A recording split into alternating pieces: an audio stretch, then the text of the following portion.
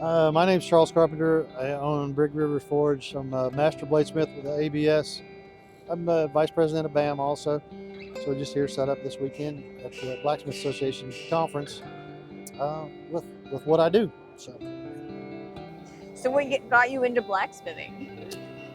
Well, my grandpa was a town blacksmith years ago, long before I was born.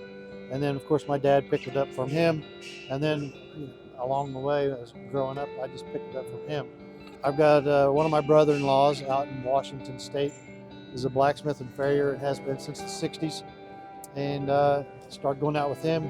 He got me deeper and deeper into blacksmithing and then introduced me to a bladesmith out there and made my first knife, I don't know, a few years later. And it just kind of been knives ever since. It just kind of stuck on knives. So then I joined the ABS. So I just started working on knives, getting better and better. Tested for journeyman smith. That was in 2019. And then last year, in 25, I passed the master smith test. I'm the new kid on the block. You've got a beautiful selection of blades here. Can you tell me a little bit about them? These little ones here in the front, those are all forged out of 80 CRV2 steel. That's just kind of like an entry-level knife, basically, for me. $350 is what those sell for. I tried to keep the knives that kind of a price range for everybody, really. But those little guys, I sell lots of those, just because basically anybody can carry one of them.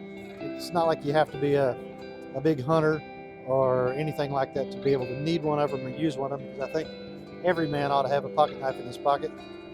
It's probably debatable, but at any rate, I guess that's coming from a knife guy, so that's easy to say. Going on up to the higher end stuff, like this is a Mosaic Damascus, the regular standard. These are laddered crushed W's. This one is a Texas Wind Gomai construction. So it's 5 layers. Sanmai is 3. This is Gomai, 5 layers. So there's a Damascus core layer, 2 wide thicker layers of 15 and 20 on the outside of that, and then another layer of Damascus on the outside of that. So most of the little knives that you'll see it shows are a belt finish and not actually hand sanded out, but I just don't like the looks of a belt finish. I feel like they need to be finished by hand. A lot of people will sand with actual stones instead of sandpaper, but I use a stick and sandpaper. Of course, the wider the stick, the smoother the blade's going to be. The thinner the stick, it's going to ride highs and lows in the blade. Wider will take those out. That is an excellent tip. Yeah. These little sheaths have the little concealed carry type of clip on the back for your pocket. And I make all the sheaths myself too. Everything's hand stitched and made by me. And there's positioning pins, goes about halfway into the guard. So you can, with those pins, you can put it together and test it, take it apart, fix it, put it together, test it over and over until you get it just right. These are all handmade. I use basically all natural woods, things like that. I'm really not a big man-made synthetic type of stuff. I like natural materials. Feels better in the hand. You know, some of the new stuff is tough and it lasts really well, but it just doesn't look the same. So it's like a fingerprint of its own. There'll never be another one exactly like it. If you buy a knife from me or another custom maker, especially if it's a Damascus knife, that's one of one. There's one in the world that's like that. Counting the one that you've got, there's one. So you'll never have another one exactly like it. With the Damascus, I try to keep a relatively plain handle so the blade can shine. It can take the spotlight and not so much compete with the handle.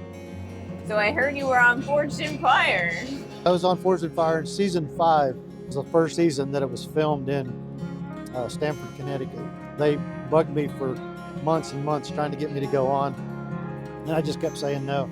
But then my wife and some of her brothers was harassing me, telling me I needed to go because they'll cancel it someday, and you can always tell the grandkids I'm just not a big spotlight guy. So they finally broke me down, and I said, okay, fine, what do I got to do?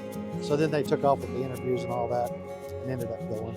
So how was your experience? They give you 3 hours to do something and you're sweating your butt off, you know, and everything, and they're coming along and asking you stupid questions and things, and you ain't got time for that kind of crap. So my patience is not great with that kind of thing, so it's not a lot of fun. I do classes in my shop, and I always do one-on-one classes. I want to make sure that I spend all the time that I can to somebody that really truly wants to be better and wants to come to my shop, spend the money and the time that it takes to do that. Because I have people come from all over the country to my shop here in southern Missouri, and if they're willing to spend their time and money to do that, then I owe it to them to give them all of my time. What would you say to a new or aspiring blacksmith or bladesmith? I always tell everybody anything worth doing well is worth doing poorly until you can learn to do it well. Just because you can't make a mastersmith level knife today don't mean you don't start at the beginning just like everybody else. Nobody's born being a mastersmith. You've got to train yourself, train your eye. You've got to work yourself to that. It's the practice and the skills that you build over time, one on another, that get you to that end goal. Make sure to strive to make every knife better than the last one. And eventually you get there. Go to knife shows, look at other knives, see what they do, see how yours is different than that, and how you can make yours better. Excellent. All right, thank you so much for Yeah, talking thank you. with me Thank today. you. Thanks for stopping by.